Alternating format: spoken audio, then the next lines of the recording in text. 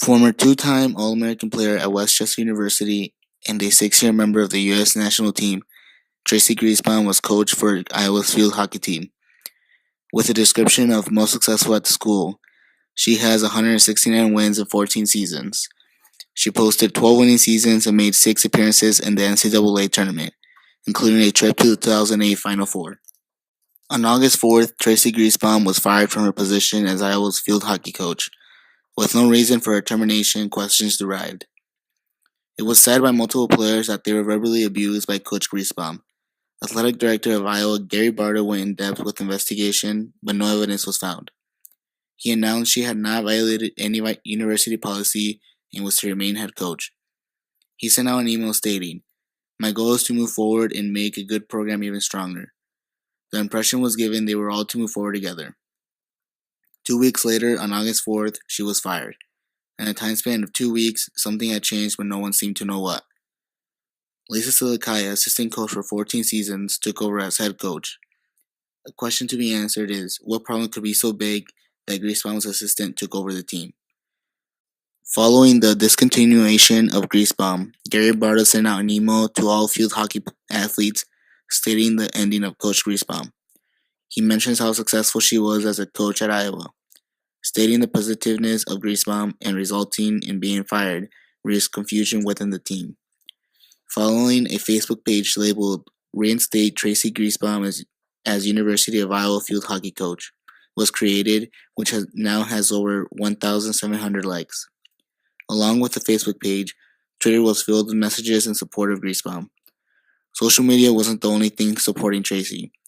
An outburst of phone calls and over 120 letters were sent to Athletic Director Gary Barta, President Sally Mason, and the Iowa Board of Regents.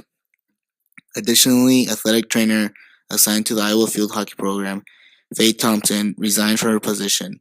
In her resignation letter, she mentions a comic culture of a one-sided, open invitation for student athletes to complain and claim mistreatment, and talks about the double standard that seems to exist between male and female head coaches at Iowa. Lastly, the team itself wore warm-up shirts to the opening game that said, "TG, we support our coach," on the front, and "Preparation breeds confidence, Tracey Griesbaum," with the number 24 on the back. All this was being done in support for Tracey Griesbaum's return as head coach. 4 players, senior Chandler Akers, junior Jesse Silfer, sophomores Natalie Cafoon, and Danny Heeman, along with the rest of the team, wondered why their head coach had been fired, and all of the fuzz on supporting Griesbaum wasn't getting any results. On January 28th, the 4 Iowa field hockey players decided to take action for their team. They claimed to see a gender bias in athletics here at Iowa. They filed a federal civil rights complaint against the university with Title IX, which states, "No person in the United States shall, on the basis of sex, be excluded from participation in, be denied the benefits of, or be subjected to discrimination under any education program or activity receiving federal financial assistance." The 4 players claim that Iowa's standards of conduct for female coaches are different than those for male coaches. Griesbaum, being the 5th female coach Barta has fired or forced to resign, raised questions as to why there had not been any male coaches fired as well.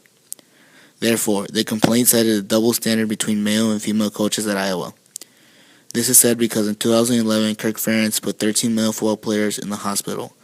Instead of receiving any disciplinary action, he was honored with Coach of the Year. The university has also defended the athletic department in covering up rape and sexual assaults by their football players. As you can see, the university has dealt with bigger problems, but nothing was done to the coach. So you may ask, why was she fired? There was no reason because Griesbaum's termination was under the no-fault provision, which gives the athletic director the right to fire the coach and pay the buyout without giving any particular explanation. To honor Griesbaum's contract, the university gave her a one-time payment of $200,000 in the event of a not-for-cause termination. You may be asking, well, how do you fight a not-for-cause termination? Tracey Griesbaum hired attorney Tom Newkirk, who specifically focuses on civil rights and employment law. Tom called on the university to ensure no form of bias nor any double standard played a role in Griesbaum's firing. But the university refused to open any investigation into any sort of gender equality issues, and also refused to reinstate Griesbaum. Tom and Griesbaum are still willing to discuss change with the university without legal matters. Although if no change continues to be a problem, they plan on filing a wrongful termination lawsuit against the University of Iowa Athletics Department. Tom claims that almost all female coaches already live with a double standard and aren't permitted to behave towards the players in ways that males are permitted to behave. He adds to this by commenting, "It would be like taking Kirk Ferentz at his height and saying someone has complained from your football team.